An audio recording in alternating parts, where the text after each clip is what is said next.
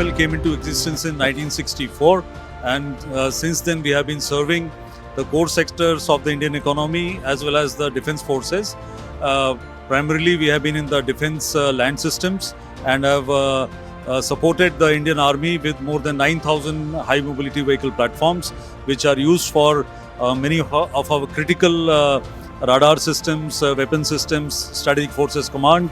Apart from that, they are also used in our engineering solutions. We have diversified into combat engineering by way of the mining, demining equipment and the track width mine flow. The company is diversifying now into the infantry combat vehicles. One of the major successes has been the development of the 1500 horsepower engine for the new generation main battle tank. Apart from the defense land systems, we are now diversifying into the naval maritime, and we are working with the Indian Navy. We are also foraying into the aerospace. We are already working with ISRO on several critical structures, aerostructures, airframes. We will be working with HAL on the fuselages. We are already there in the ground handling equipment, ground support equipment. We also work in the rail and metro sector and have supplied more than 20,000 coaches to the commuter rail and more than 2,100 coaches for the metro. We have supplied the first Vande Bharat sleeper of the country, and I am happy to share that it has undergone extensive trials and successfully cleared those trials and is now awaiting CCRS clearance before it is thrown open to the public for commercial usage.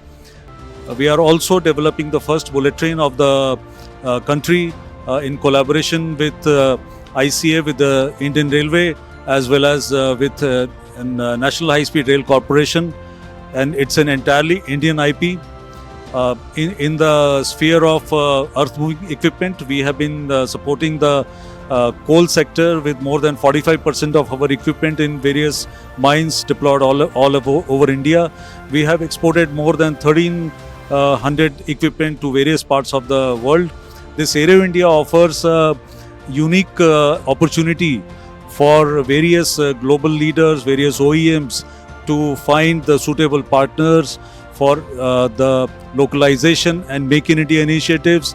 We BML have benefited hugely from this, having signed an MOU with STX, having signed an MOU with Goa Shipyard Limited, and we are looking at working with many of the foreign OEMs for critical aggregates, critical programs in the aerospace sector, in the internal combustion engines as well as the aero engines. As declared by our Honorable Raksha Mantri as the year of reforms, the year 2025, the reforms are mostly in the indigenization, in the Make in India initiative, and the acquisition procedure, with many new things coming up, many flexibilities being brought in the acquisition procedure, so that the Make in India, the India content is encouraged. The future of the country in the aerospace business, the future is, it's all going on our own, even in critical programs. The AMCA program, which is the advanced medium combat aircraft, the stealth aircraft, is going to be a game changer for the country,